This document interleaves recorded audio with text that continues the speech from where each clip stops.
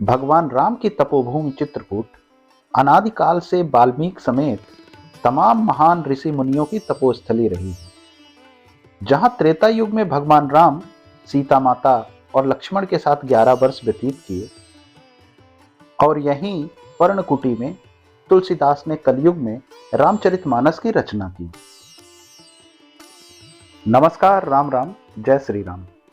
यात्रिक में आपका स्वागत है।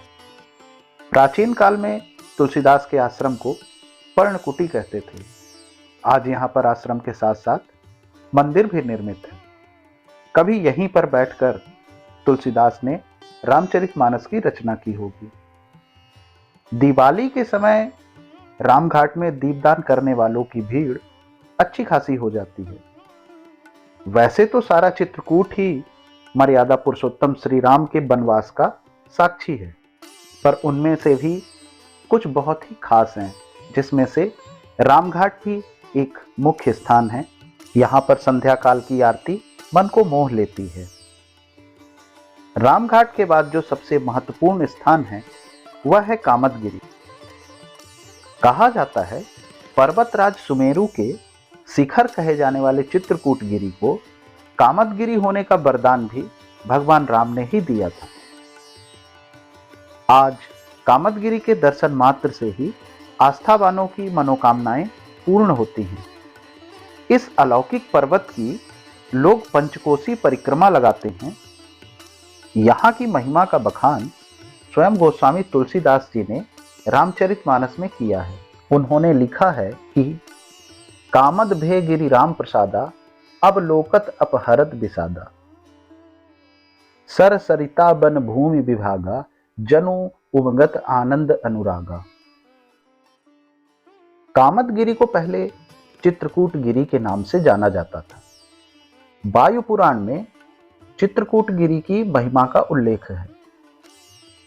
सुमेरु पर्वत के बढ़ते अहंकार को नष्ट करने के लिए वायु देवता सुमेरु पर्वत का मस्तक उड़ाकर चल दिए थे, किंतु उस शिखर पर चित्रकेतु ऋषि तप कर रहे थे।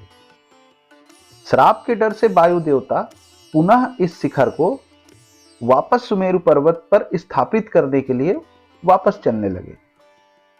तब चित्रकेतु ऋषि ने वायु देवता से कहा कि मुझे इससे भी उपयुक्त स्थल पर ले चलो, नहीं तो मैं तुम्हें श्राप दे दूंगा। उपयुक्त स्थान की तलाश में वायु देवता इधर उधर भटकते रहे। जब शिखर को लेकर इस स्थान पर वायु देवता पहुंचे, तब ऋषि ने कहा कि इस शिखर को यहीं पर स्थापित कर दो। तब वायु देवता ने शिखर को यहां पर स्थापित कर दिया। चित्रकेतु ऋषि के नाम पर ही इस शिखर का नाम चित्रकूटगिरी पड़ा और बाद में भगवान राम ने चित्रकूटगिरी का नाम कामदगिरी रखा। कामदगिरी पर्वत के 4 द्वार हैं, जिसमें से उत्तर द्वार पर कुबेर और दक्षिणी द्वार पर धर्मराज, पूर्वी द्वार पर इंद्र और पश्चिमी द्वार पर स्वयं वरुण देव द्वारपाल हैं।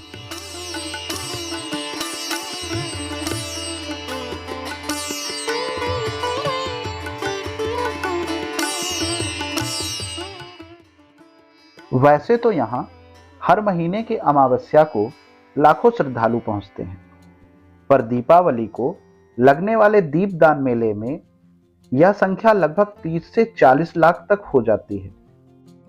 दीपावली में वैसे तो ज्यादातर श्रद्धालु दीपदान करने ही पहुंचते हैं, लेकिन बाकी श्रद्धालु चित्रकूट आध्यात्मिक और धार्मिक आस्था का केंद्र होने के कारण यहां पर पहुंचते हैं, क्योंकि यही वह भूमि है जहां पर ब्रह्मा विष्णु महेश तीनों के बाल रूप को सती अनसुईया ने झूले में झुलाया था। इसी तरह की जानकारी के साथ हम अगले वीडियो में मिलते हैं। तब तक के लिए जय श्री राम।